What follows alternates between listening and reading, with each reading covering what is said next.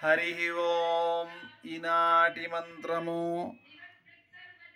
వరాహాజ్యష్ట తీర్థాభిసేవితాంగ్రి సరోరుహ. వరాహాది తీర్థములు ఎనిమిదింటిచే సేవింపబడినటువంటి పాదపద్మములు కలిగిన వాడు.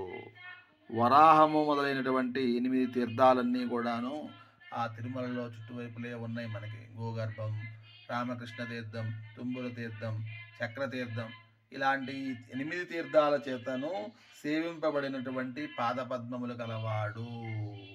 ఇటువంటి 8 తీర్థాల నుంచి నీళ్లు తీసుకొచ్చి నిత్యం స్వామివారి పాదాలను కడుగుతారు కాబట్టి వరాహాది తీర్థాభిసేవితాంగి సరోరుహ అనేటటువంటి ఈ నామం వచ్చినది.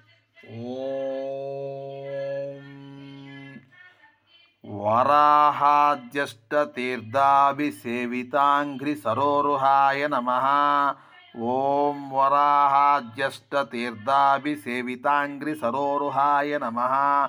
ఓం వరాహాద్యష్ట తీర్థాభిసేవితాంఘ్రి సరోరుహాయ నమః.